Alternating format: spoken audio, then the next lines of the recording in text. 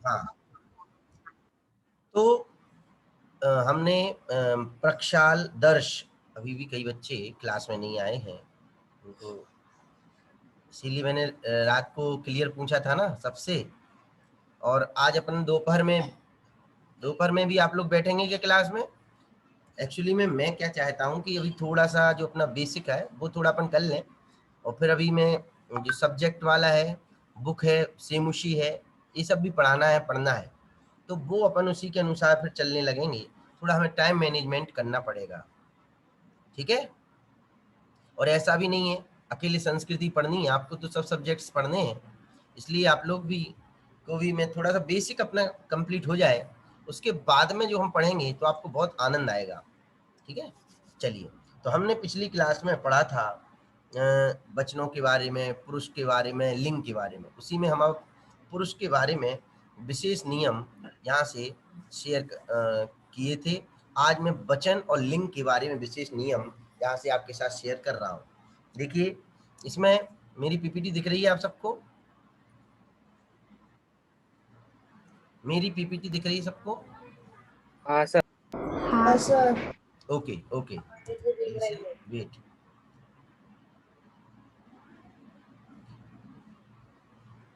संस्कृत हमें क्यों पढ़ना है? चलिए बताइए आर्यन, संस्कृत हमें क्यों पढ़ना है? वाय संस्कृत?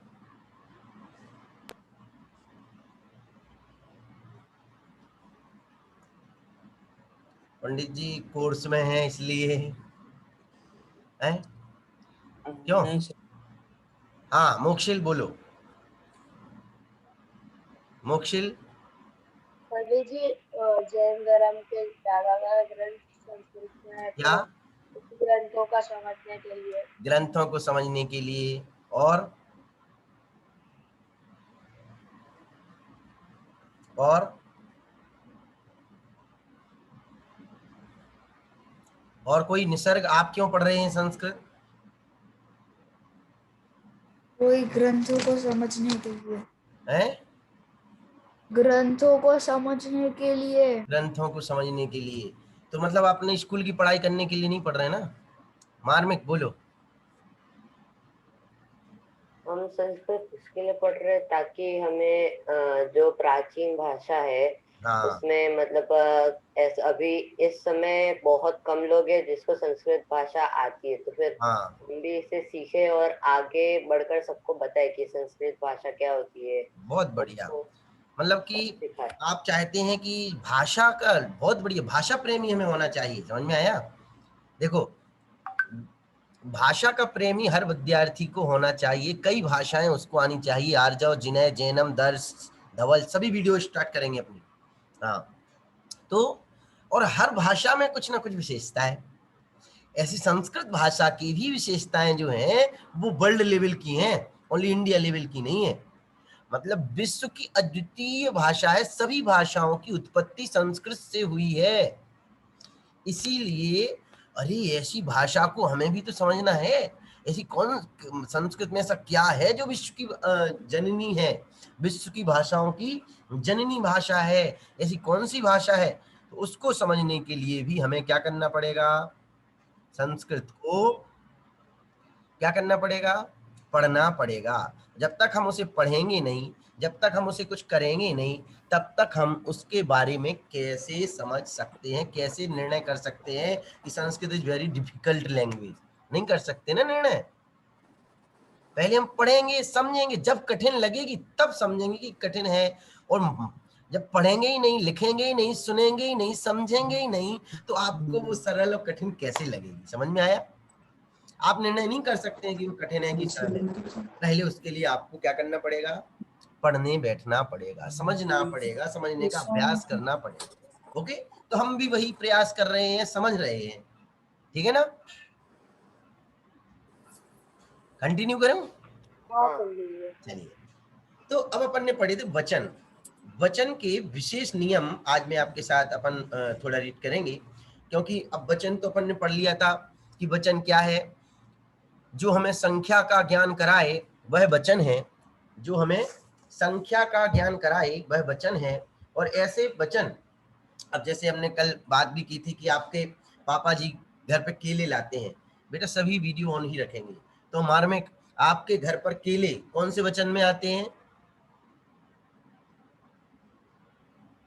हमारे घर में खिली एक वचन। एक वचन में आते हैं, बहुत बढ़िया। इनके घर में केले एक वचन में आते हैं। पापा मार्केट जाते हैं, एक केला लेकर के आते हैं, इनको खिलाते हैं, फिर दूसरा केला लेने जाते हैं। बराबर मार्मिक? हाँ, वो हाँ भी कर रहा है। अरे भाई, एक ऐसे दर्जन में आते हैं, नहीं तो किलो में आते हैं, बहुवचन में आते हैं आपके यहाँ पर केले, ना कि एक वचन में आते हैं। समझ में आया निसर्ग? मैंने कल आपके साथ ये उदाहरण भी शेयर किया। और आप खाते कितने वचन में हो? खाते एक वचन में हो। और एक वचन में भी नहीं खाते हो, पता है? आप ऐसा तो नहीं डायरेक्ट खा लेते हो एक बार में पूरा। अरे भाई, उसको भी आप कम से कम दो वचन तो करते ही होगी नहीं, उसके केले के दो वचन तो करते ही होगी, नहीं करते हो कि डायरेक्ट ही? हाँ, इसीलिए हमें थोड़ा ध्यान देना चाहिए। एक वचन, द्विवचन और बहुवचन हमने ये पढ़ा था। तो मतलब कि जो हमें एक वस्तु का ज्ञान कराए, है ना, वो एक वचन है। जो दो वस्तुओं का ज्ञान कराए वो द्विवचन है, और जो दो से अधिक वस्तुओं का ज्ञान कराए वह बहुवचन है। इसमें हमने कुछ शब्द भी पढ़े थे, सह, तौ, ते, त्वम, वाम, यूयम, अहम, अवाम, वयम। प्रक्षाल, ये मुझे चार्ट सुनाइए सह, तौ, ते वाला। प्रक्षाल शाह मुंबई, मुझे अपना ये चार्ट सुनाइए सह, तौ, ते वाला। सतौते त्वं युवां युवम् अहमावां वयम्। बहुत बढ़िया। जैनम जैन, इसका मीनिंग सुनाइए मुझे।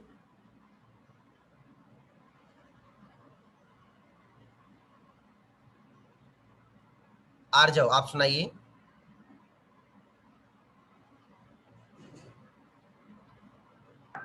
पंडित जी आवाज आ रही? हाँ, आ रही है।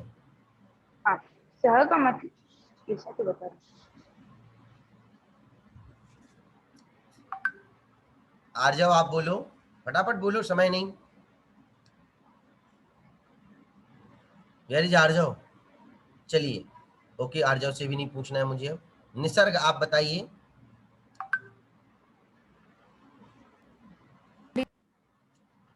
निसर्ग। पंडित जी आवाज आ रही है? हाँ, आ रही है, बोलो। सह का मतलब वह, तव का मतलब वे दोनों, ते का मतलब वे सब, त्वम का मतलब तुम, युवा का मतलब तुम दो, युवाम का मतलब तुम दोनों, यूयम का मतलब तुम सब, अहम का मतलब मैं, आवाम का मतलब हम दोनों, और वयम का मतलब हम सब। हमारा सारा पढ़ना बेकार है यदि हमें ये पता नहीं हो कि मैं मतलब क्या। समझ में आया? तो बताइए, इसमें मैं के लिए कौन सा शब्द प्रयोग किया है? अहम। अहम। क्या है? अहम। वो वाला अहम नहीं है, गर्व वाला, घमंड वाला अहम नहीं है। ये अहम मतलब आई। समझ में आया ना? हाँ पंडित। चलिए, अब आगे बढ़ते हैं। इसके बाद में हम आज जो चर्चा करने वाले हैं, थोड़े से इसके विशेष नियम जो हैं हमारे, उन पर चर्चा हम कर रहे हैं। सभी ध्यान से यहाँ पर समझेंगे इसको। बहुत जरूरी है कि वचनों में भी किस प्रकार से हमें समझना चाहिए। आपको मेरी स्क्रीन विजिबल है प्रॉपर? नहीं तो मैं इसके हाँ फॉन्ट सर, हाँ हाँ सर। फॉन्ट थोड़े बड़े करूं?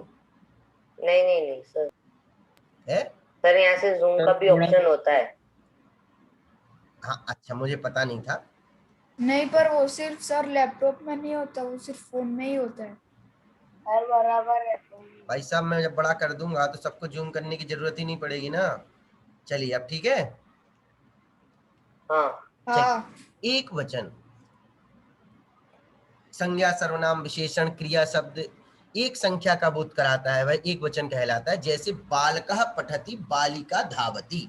बालकः, बालकः भी एक वचन है और पठति भी एक वचन है।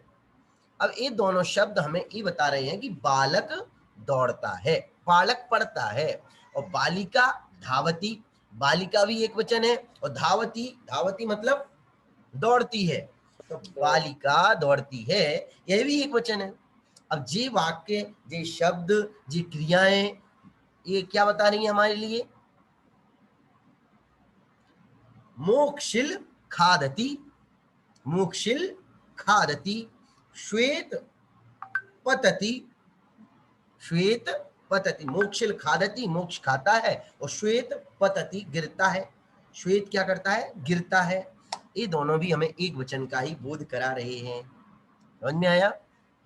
चलिए द्विवचन, संज्ञा आदि शब्द जब दो संख्या का ज्ञान कराते हैं तो वो द्विवचन कहलाते हैं। जैसे तौ छात्रौ गच्छतः, तौ अपन ने पढ़ा था ना, सह और तौ। तौ मतलब, तौ मतलब वे दोनों, तो वे दोनों। छात्रौ मतलब छात्र, और गच्छतः मतलब जाते हैं। वे दोनों छात्र जाते हैं। और ते बालिके पठतः, वे सब बालिकाएं, वे दोनों। ते, सा और ते पढ़ा था ना अभी अपन ने, उसमें ऊपर अपन ने जब पढ़े थे ना सह तौ ते, उसी के साथ में स्त्रीलिंग के भी लिखे थे तत् के रूप, सा ते तानी, ताह, और तत्ते तानी, वो बहु स्त्रीलिंग, वो नपुंसक लिंग के थे। हाँ, यहाँ हैंड रेस कर रहे हैं कुछ बच्चे, कोई प्रॉब्लम?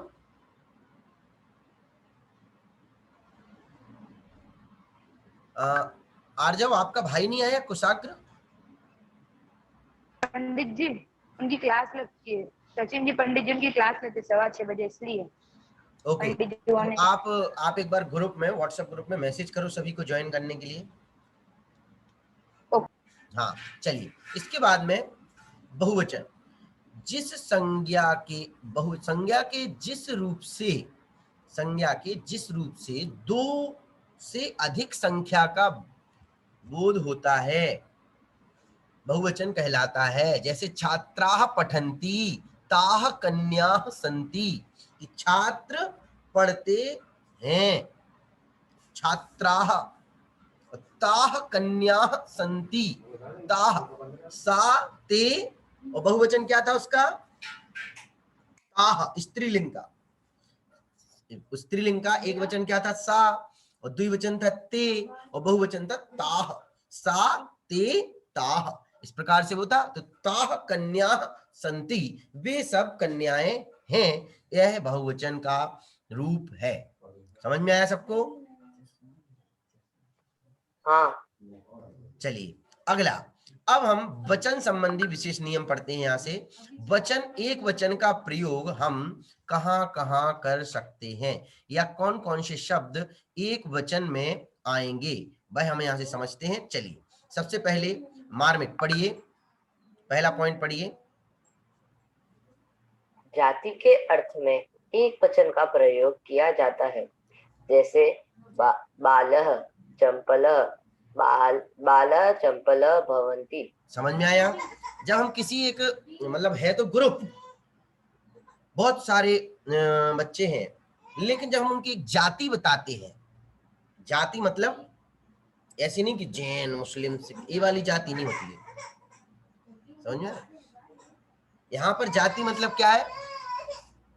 पुल्लिंग, स्त्रीलिंग और नपुंसक। नहीं, ये भी नहीं है। यहाँ पर जाति ये भी नहीं है।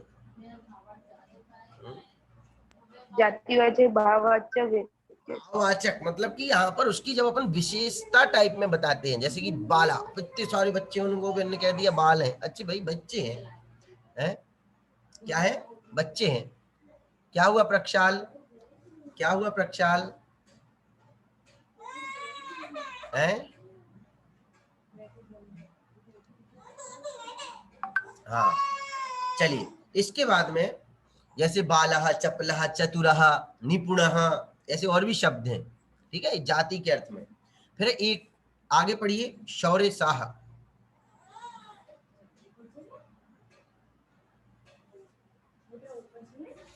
प्रक्षाल आप पढ़िए। हाँ पंडित जी। बेटा इतने हाँ पंडित जी वगैरह कहने में समय नहीं लिया करो, जब बोलूं तो तुरंत रीड करना है। हाँ।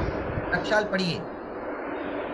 जाति के अर्थ में एक वचन का प्रयोग किया जाता है, जैसे बालः चपलः भवति। नेक्स्ट पढ़िए। एकोनविंशतिः से लेकर शतम तक के शब्द विशेषण के रूप एक वचन में आते हैं। देखिए दो बातें हो गई। एक तो जैसे बालः चपलः अस्ति, अब बालक कैसे हैं? चपल हैं, चतुर होते हैं। ये तो क्या है? एक विशेषता है। समझ में आया? एक तरह से अपन ने क्या कर दिया, उसकी जाति बना दी कि जितने जितने बच्चे होते हैं वो सब चतुर होते हैं, है ना। जितने जितने अपने जो संस्कृत के जो चैतन्यार्थी छात्र सब आलसी होते हैं, ये अपन ने मैंने एक जाति बना दी, ठीक है ना। इनको बहुत सोने वाले होते हैं, अब सोने वाले शब्द क्या होंगे, इनकी जाति बन गई, है ना।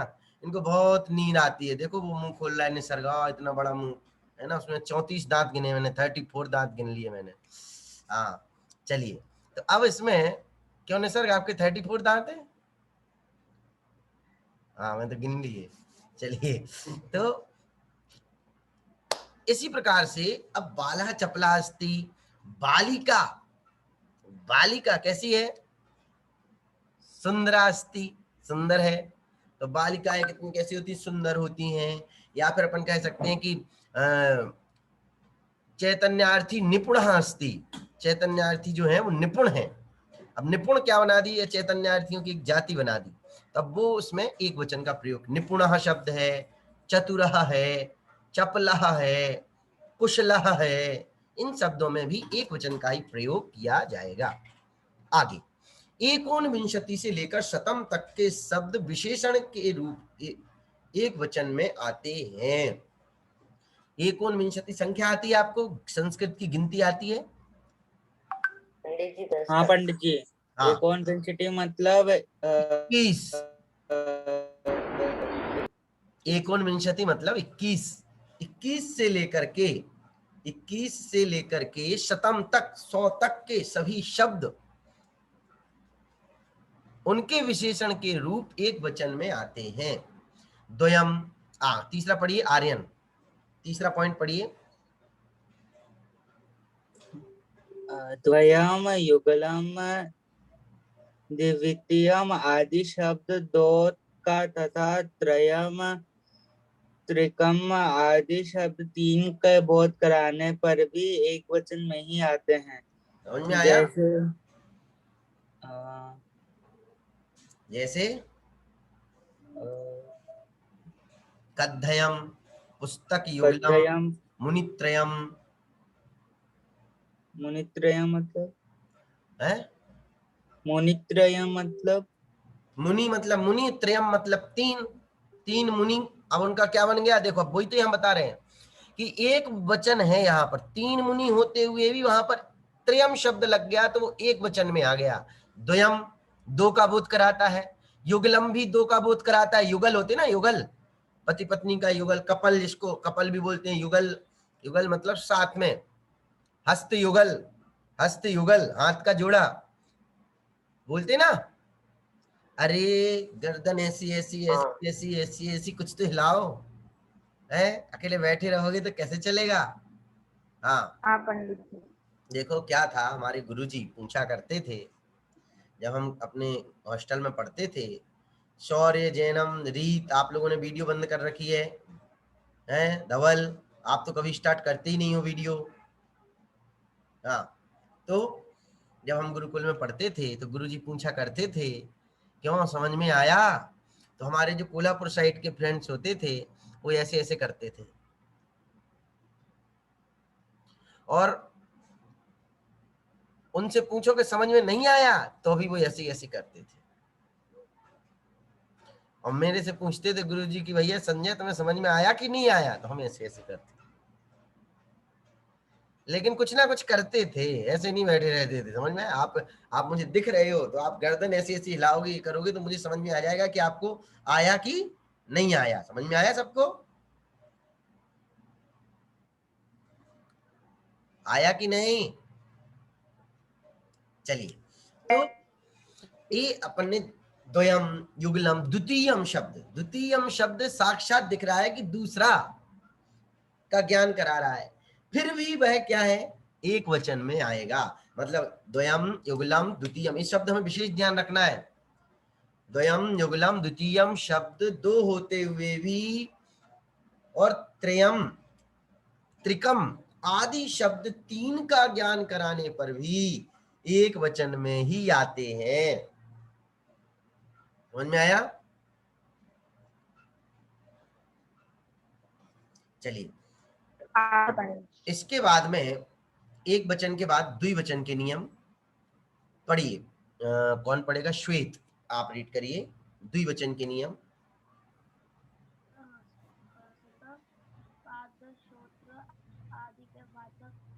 बेटा आपकी वॉइस बिल्कुल स्लो आ रही है। आप हाँ नेत्र, हस्त, पाद, श्रोत्र आदि के वाचक शब्द द्विवचन में प्रयोग किए जाते हैं, जैसे वयम, नेत्र, भय, भया, भ, भया, नेत्राभ्याम, नेत्राभ्याम, पश्यायम, पश्यामः, पश्यामः, कर्णा, भयायम, कर्णाभ्याम आकर्णयामि, आकर्णयामि, सहस्त भया कार्य सहहस्ताभ्याम कार्यम करोति। क्लियर? अब देखो मैंने कल बताई थी ना आपको, आंखें कितनी हैं? दो, हाथ कितने हैं? पंडित जी दो, पाद कितने हैं? पाद मतलब पैर, पैर कितने हैं? दो। दो, अब जब जो चीज परमानेंट दो है तो उनको हमेशा द्विवचन में ही प्रयोग किया जाएगा। अब मान लो किसी की एक आंख खराब हो गई तो फिर पंडित जी आँख खराब हो, इसका मतलब ये थोड़ी ना है कि आँख है नहीं। अब वो हाँ, आँख तो तभी रहेगा, तो फिर इसलिए अच्छा किसी ने द्विवचन में ही चश्मा लगा लिया, उसकी 4 आंखें हो गई तो पंडित जी वो तो चश्मे तो चश्मा आँख के लगाया लिए ना, लगाए जाते हैं, आंख तो उसकी आगे दो की ही सहायता के रहेगी। लिए लगाए देखिए जाते हैं ऐसे। विकल्प कितने खड़े होते हैं यह बात नहीं है, बात तो यह है कि नियम क्या कहता है। समझ में आया? नियम तो ये कहता है कि सभी चैतन्यार्थी छात्रों को 5 बजे घंटी टिक टिक बजेगी उठना है, यही कहता है ना नियम। तो आपके टाइम टेबल में हाँ, कितने बजे उठने का बोला है? 5 बजे। अब बताओ 6 बजे बच्चे उपस्थित नहीं है। पंडित जी वो बच्चे सब होते तो फिर वो सब लोग है ना, सब लोग सो रहे होंगे अभी, बाकी सब नहीं नहीं, बच्चे। अपनी रात को ही बात हो गई थी। हाँ सर अभी तो सब घर पे है इसके लिए। हाँ, नहीं तो क्या हुआ, घर पे हैं तो भी आपको नियम तो फॉलो करना ही है ना, और कर ही रहे हो। क्लास अटेंड करना, ये करना, वो करना। अरे भाई यदि अपन गुरुकुल नहीं जा पाए तो घर को ही गुरुकुल बना लेना चाहिए। समझ में आया? और बना ही रहे हो, अभी 2 साल से यही काम चल रहा है, गुरुकुल मेकिंग कंपटीशन। अपने अपने घर को ही गुरुकुल, हॉस्टल, स्कूल सब बना लिया है अपन ने। चलिए आगे। तो कुछ शब्द ऐसे हैं, नेत्र, हस्त, पाद, श्रोत्र, कर्ण, कान भी 2 हैं। इनके वाचक शब्द जितने भी हैं, चाहे पर्यायवाची हो चाहे कुछ भी हो, वो सब द्विवचन में प्रयोग किए जाते हैं। वयम, वयम मतलब क्या होता है? अपन ने पढ़ा था ऊपर, बोलो। हम सब। नेत्राभ्याम, नेत्राभ्याम मतलब नेत्रों से, नेत्रों से, पश्यामः देखते हैं, हम दोनों, हम सब नेत्रों से देखते हैं। कर्णाभ्याम अहम आकर्णयामि, अहम मतलब प्रक्षाल, सर अहम मतलब मैं। अब ध्यान रखना, जो मैंने आपको चार्ट याद कराया ना, ये आपके जीवन भर काम आएगा, वो मीनिंग याद रखना, बस मजा आएगा आपको। ठीक है? अभी ये धातु वगैरह का भी पढ़ाऊंगा लकार, जब फिर आपको बहुत मीनिंग भी समझ में आने लगेगा तुरंत। चलिए, वाह, निसर्ग का बैकग्राउंड चेंज हो गया है, बहुत बढ़िया, निसर्ग सिद्ध शिला में पहुंच गए। हाँ चलिए आगे, क्या कहते हैं कि कर्णाभ्याम आकर्णयामी, कानों से, आकर्णयामी सुनता हूं, अहम, अहम मतलब मैं, और सहहस्ताभ्याम कार्यम करोति, वह, सह मतलब क्या पढ़ा था अपन ने? वह, हस्ताभ्याम हाथों से, कार्यम करोति कार्य करता है। अच्छा, इसका मीनिंग मुझे बताइए, कार्य करती है होगा कि करता है होगा? बताइए, कुशाग्र आप बताइए।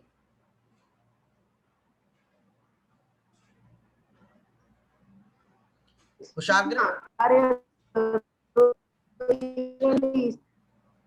क्या होगा? हाँ हाँ आ रही है, बोलो आप, कंटिन्यू। जी अभी आपकी आवाज प्रॉपर नहीं, आर्यन आप बताइए। पंडित जी, आर्यन पंडित जी चैतन्य पंडित जी चैतन्य धाम में नेटवर्क स्लो चलता है इसके लिए। कोई बात नहीं हो, कोई बात नहीं। हाँ आर्यन आप बोलो। ये पंडित जी करता है होगा क्योंकि जो सह है वह एक पुल्लिंग शब्द है, तो फिर करता है भी एक पुल्लिंग शब्द है, तो बहुत फिर बढ़िया, दोनों बहुत पुल्लिंग। बढ़िया। अब इस वाक्य के द्वारा आपको ध्यान में आ जाएगा कि सह का वह मीनिंग भी होता है और सा का भी वह मीनिंग होता है, लेकिन दोनों के लिंगों में परिवर्तन है। एक पुल्लिंग का है और एक स्त्रीलिंग का है। बहुवचन के नियम, बहुवचन। चलिए श्वेत रीड करो।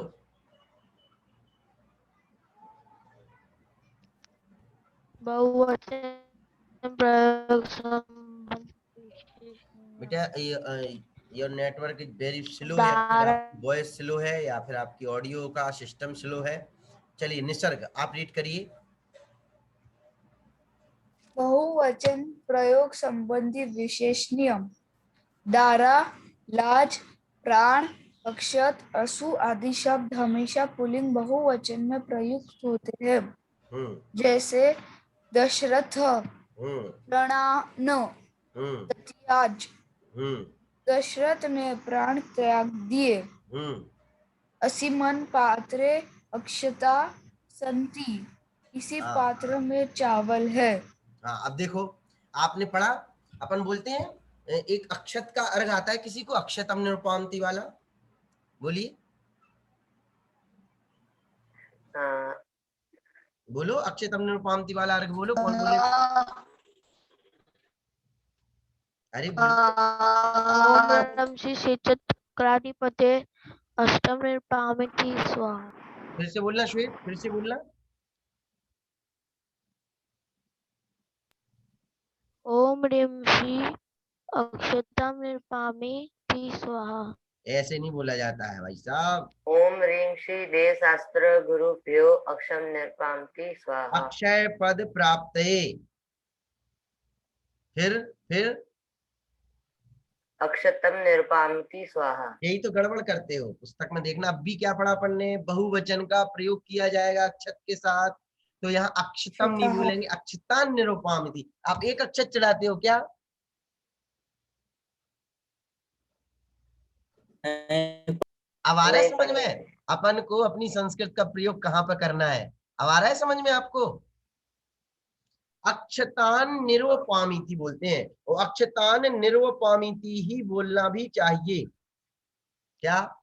अक्षतम नहीं बोलना चाहिए, क्या बोलना चाहिए? अक्षतान, क्योंकि अक्षत शब्द के साथ सदैव बहुवचन का प्रयोग किया जाता है। Clear to everybody? हाँ चलिए आगे बढ़ते हैं।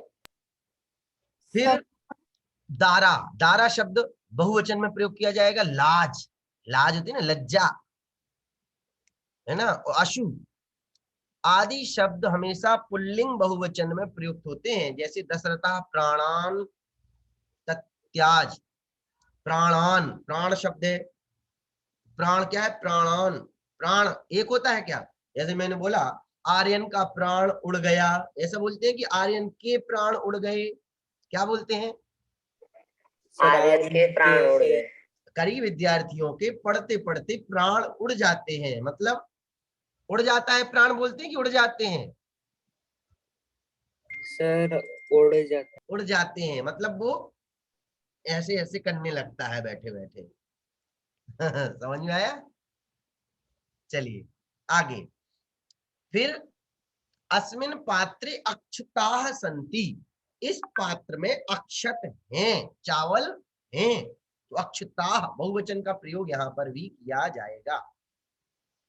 समा, वर्षा, मोक्षिल रीड करिए।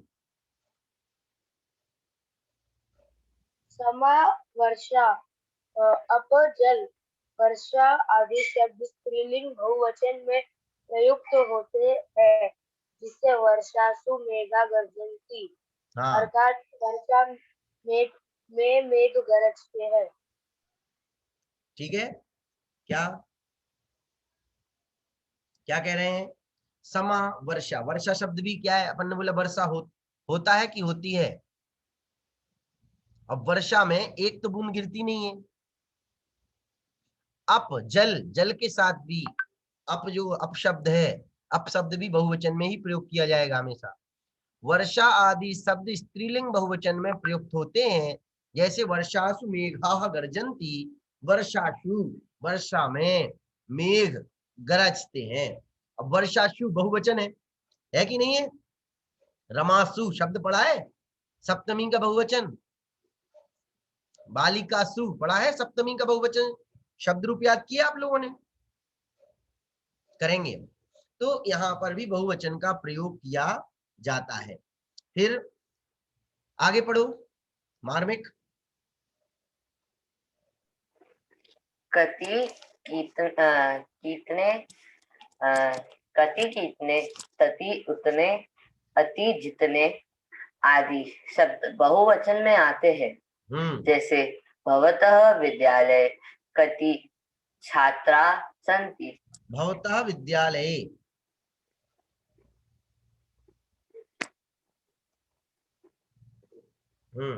अब देखो कति, कति मतलब कितने, तति मतलब उतने, यति मतलब जितने, आदि शब्द बहुवचन में आते हैं। देखो कति कितने, अब ऐसा तो नहीं एक वचन का बोध हो रहा है यहाँ पर अपन को, नहीं हो रहा है ना। अब जैसे मुझसे पूछा भाई साहब ने, संजय अद्य कक्षायाम कति छात्राः उपस्थिताः सन्ति, कति कितने, तो मैं बोलूंगा महोदयः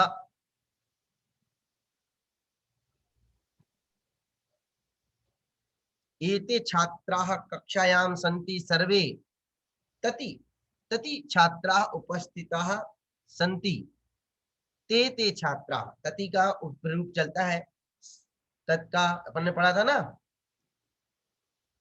तो ये भी तति भी उतने छात्र उपस्थित थे, यति जितने, तो जितने थे, तति उपस्थिताः सन्ति, जितने थे उतने उपस्थित हैं। तो इनको भी बहुवचन प्रयोग किया जाता है कति, तति और यति शब्दों के साथ।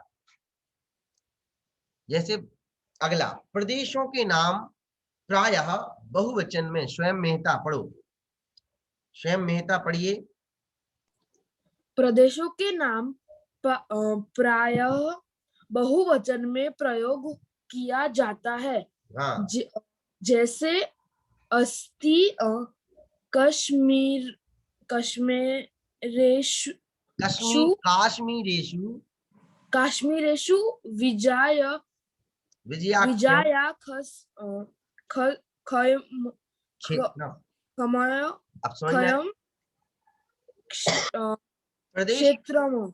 प्रदेशों के नाम प्रायः किस में आएंगे? बहुवचन में आते हैं। क्लियर? अब देखिए लिंग, एक इस प्रकार अपन ने एक वचन, द्विवचन और बहुवचन संबंधी विशेष नियमों को पढ़ा। किन किन को? पहले वचन को पढ़ा, फिर एक वचन के विशेष नियम, द्विवचन के विशेष नियम और बहुवचन के विशेष नियम पढ़े। अब हम कुछ पूजन का समय कितने बजे से है? 7:30।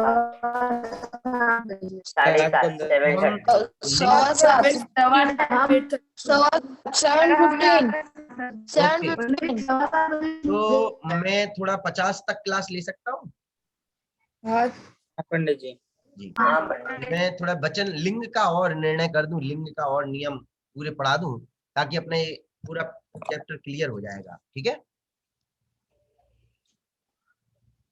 चलिए। लिंग हमने पढ़ाई था, जिस शब्द से संज्ञा या सर्वनाम की स्त्री पुरुष जाति का ज्ञान होता है उसे लिंग कहते हैं। जैसे बालकः, चटका, फलम, तो बालक से पुल्लिंग का ज्ञान हो रहा है, चटका से स्त्रीलिंग का ज्ञान हो रहा है, और फलम से हमें नपुंसक लिंग का ज्ञान हो रहा है। लिंग का निर्धारण व्यक्ति वस्तु के से नहीं होता है, उसके शब्दों से होता है। हमने कल इस पर अच्छे से बात कर ली है, कि नहीं की? हाँ, आगे बढ़ते हैं। पुल्लिंग, वे शब्द जिनमें पुरुष जाति का ज्ञान होता है, रामः, बालकः, गजः, मयूरः, अश्वः आदि। स्त्रीलिंग जिन शब्द से संज्ञा या सर्वनाम की स्त्री जाति का ज्ञान होता है उसे स्त्रीलिंग कहते हैं, जैसे रमा, बालिका, नदी, वधु, शिक्षिका, अजा आदि। नपुंसकलिंग जिन संज्ञा या सर्वनाम शब्दों से ना तो हमें पुरुष जाति का ज्ञान होता है ना ही स्त्री जाति का ज्ञान होता है, वे नपुंसकलिंग कहलाते हैं, जैसे फलम, पर्णम, नारिकेलम, पत्रम, पुस्तकम आदि। हाँ, समझ में आया? हाँ। ये परिभाषा अपन कल जी, इस आप- संबंध में थोड़ी चर्चा कर चुके थे, इसलिए मैं इन पे ज्यादा डिस्कस नहीं कर रहा हूँ। ठीक है, फिर से आप नपुंसकलिंग का बता सकते हो? क्या बेटा? निसर्ग, नपुंसकलिंग का जिससे ना तो हमें पुरुष जाति का ज्ञान हो और ना स्त्री जाति का ज्ञान हो, वे शब्द नपुंसकलिंग है। अब जैसे मैंने बोला पत्रम, पत्रम मतलब होता है पत्ती, पत्ती होती ना। हाँ, अब मैंने बोला पत्रम, तब पत्रम शब्द जो है वो कौन से लिंग का है? नपुंसकलिंग है। क्यों? नपुंसकलिंग उससे ना तो हमें ये लग रहा है कि ये पुल्लिंग और है उसके और ना और ये उसके लग रहा है कि स्त्रीलिंग है। और उसके आखिरी शब्द में हलंत माँ भी है, हलंत वाला में हलंत माँ भी है। क्लियर? चलिए आगे। हाँ। पुल्लिंग पहचान विशेष नियम। अब ध्यान देंगे थोड़ा सा आपको कुछ वर्ड्स तब भी पढ़ सकते हैं, लेकिन आपको याद रखना है। अभी अपन जब समय पर और आगे पढ़ेंगे तब आप उसको और अच्छे से समझ लेंगे। अभी आपको मात्र लिंग संबंधी विशेष नियमों को ध्यान रखना है। ठीक है, शौर्य शाह, रीड करिए। शौर्य, हाँ पंडित जी। अन प्रत्यय वाले पुल्लिंग पहचान विशेष नियम।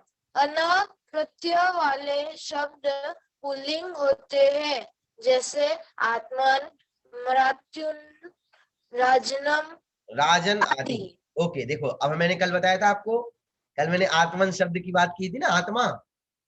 तो आत्मन शब्द वो पुल्लिंग है। क्यों? अन प्रत्यय, जिसके अंत में अन प्रत्यय लगा हो वे शब्द पुल्लिंग में आते हैं। नेक्स्ट पढ़िए, निसर्ग।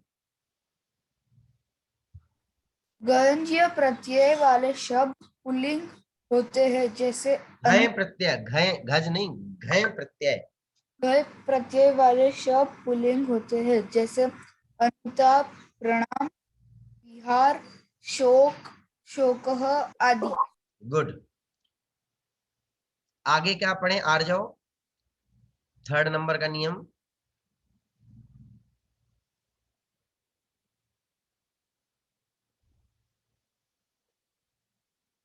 चलिए प्रक्षाल आप पढ़िए 3rd नंबर का नियम।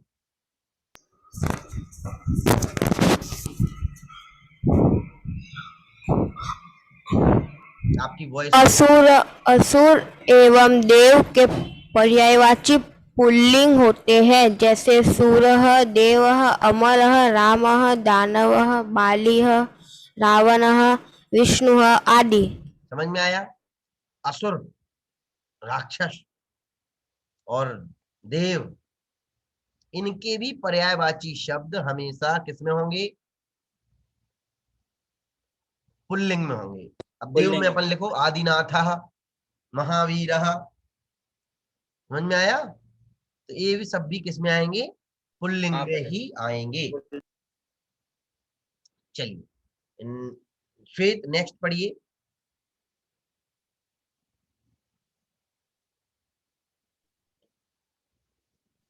इम चिन्ह प्रत्यान्तो शब्द पुल्लिंग होते हैं। अभी ध्यान देने वाली बात है, एक इमनिच नाम का प्रत्यय होता है, इमनिच, वो यदि लगा हो तो वो शब्द पुल्लिंग होते हैं। अब देखो लघिमा, लघिमा शब्द आपको क्या लग रहा है? स्त्री का लग रहा है कि नहीं लग रहा है? हाँ पंडित।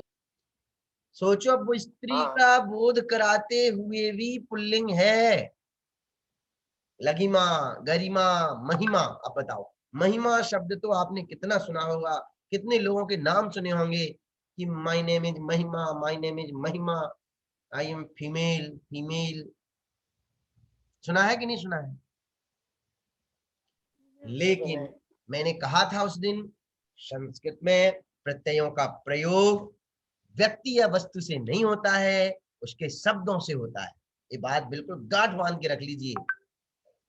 समझ में आया कि गरिमा, लघिमा, महिमा ये शब्द इमनिच प्रत्यांत है, इमनिच प्रत्यय इनमें जुड़ा है, इसलिए इनका प्रयोग हम पुल्लिंग में ही करते हैं।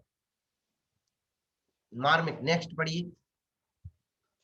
मार्मिक बाबू कहाँ पे ध्यान है आपका?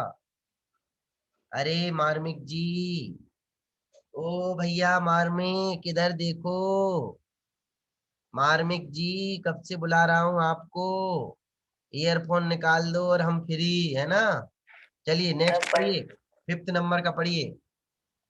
अहन तथा दिन नपुंसक को छोड़कर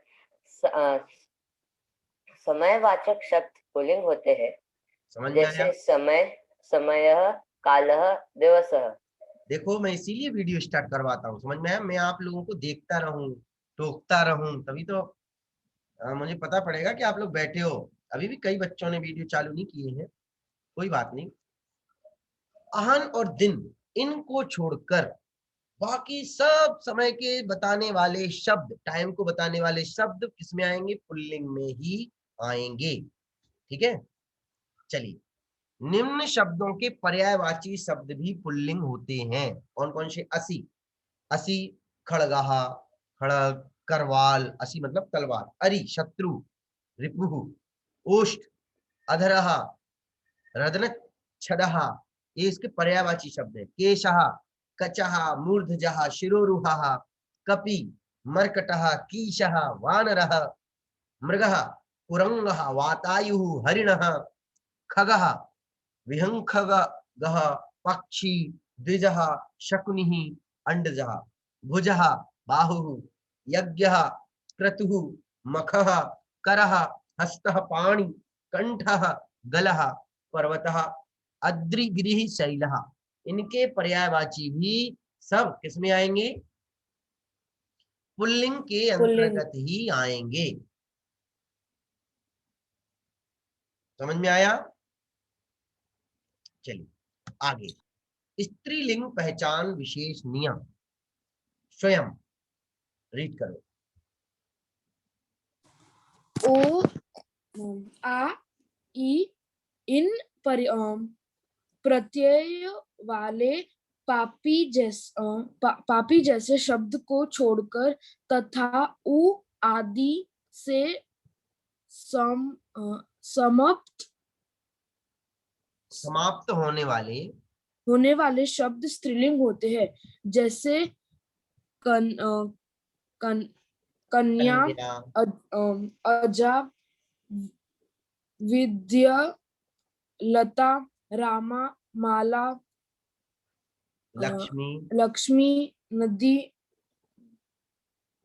गौरी, देवी, तरिह, वधु, तनु आदि।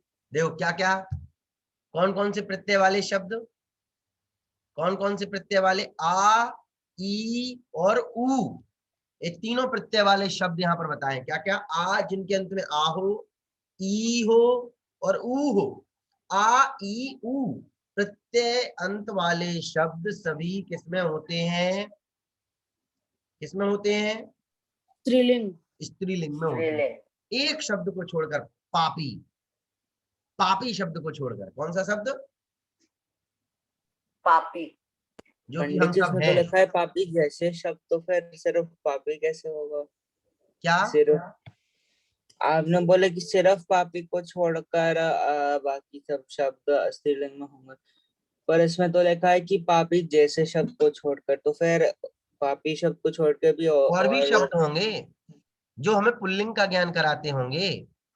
जैसे कि आप बोलते हो, आप घर पे अपन बात करते हैं, ठीक है, तो अपन क्या बोलते हैं? पापी मम्मी की पापी पापा। पापी शब्द किसके साथ फिट बैठता है? मम्मी मैं स्कूल में था, उस स्कूल में एक मुझे पापी लड़की मिली थी, पापी लड़की मिली थी। कि पापनी मिली थी। अंतर आता है ना, इसीलिए उन्होंने वह ई कारांत भी है, अंत में उसके ई भी है। पहले उन्होंने नियम क्या बताया, आ ई और ऊ जिनके अंत में हो ऐसे शब्द, लेकिन यहाँ पर ई भी है, लेकिन वो पुल्लिंग का ज्ञान कराता है, इसलिए उसको स्त्रीलिंग में नहीं लिया जाता है। ठीक है श्वेत, आर यू अंडरस्टैंडिंग? अरे हाँ जी की ना जी? हाँ जी। हाँ हाँ जी, जी। बहुत बढ़िया। चलिए तो आगे चलते हैं। क्या फिर से अगला पढ़िए मार्मिक।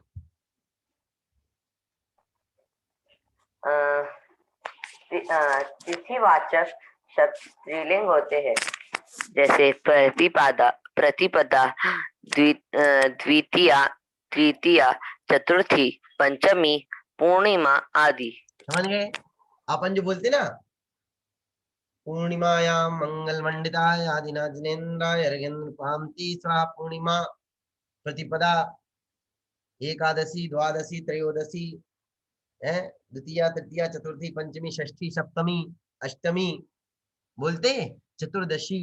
ये सभी शब्द कैसे हैं? स्त्रीलिंग है। चलिए आगे का पढ़िए, आप पढ़िए प्रक्षाल। स्त्री शब्द के पर्यायवाची शब्द स्त्रीलिंग होते हैं। अबला, कांता, नारी, महिला, ललना, ललना, वनिता, वामा आदि। स्त्रीलिंग के मतलब स्त्री के संस्कृत में 100 पर्यायवाची हैं। कितने हैं? 100। 100। वो सब स्त्रीलिंग में आएंगे। अगला पढ़िए स्वयं।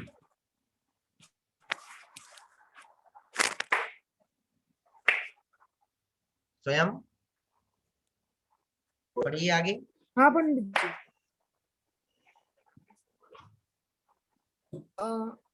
पंडित जी आपका आवाज क्लियर नहीं आ आप रहा। पढ़िए आगे, पढ़िए आगे, रीड। स्त्री शब्द के पर्यायवाची शब्द स्त्रीलिंग होते हैं। अबला, कांता, नारी, महिला, ललाना। अरे बेटा ये तो पढ़ गया है, अगला पढ़ना है।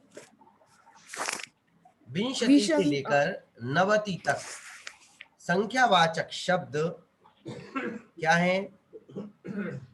विंशति से लेकर 90 तक संख्यावाचक शब्द स्त्रीलिंग होते हैं। जैसे पढ़िए। जैसे विशंति, त्रिशंति,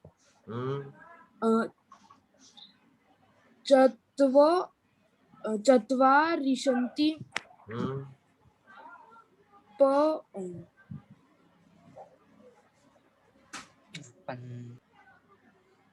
चलिए 50, सप्तति, 90 आदि, ये भी संख्यावाचक शब्द हैं। ठीक है, गिनती काउंटिंग वाले। तीन प्रत्यांत शब्द कौन से? तीन प्रत्यांत कौन से हैं? जैसे गति, मति, शांति आदि, नपुंसक आदि शब्द, ये सब किसमें है? स्त्रीलिंग में आते हैं। ठीक है, इस प्रकार ये स्त्रीलिंग हुआ। अब नपुंसक लिंग के छोटे से नियम है, बिल्कुल सिंपल। पढ़िए आर्यन, आप पढ़िए पूरे।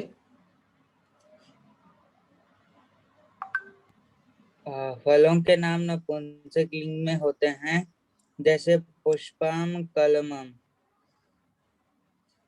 सॉरी, फूलों के नाम नपुंसक लिंग में होते हैं, जैसे पुष्पम, कमलम। फलों के नाम भी नपुंसक लिंग में आते हैं, जैसे आम्रम, आम,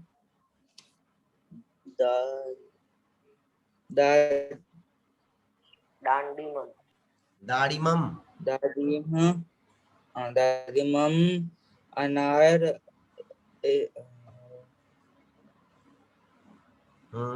कदली फलम, केला।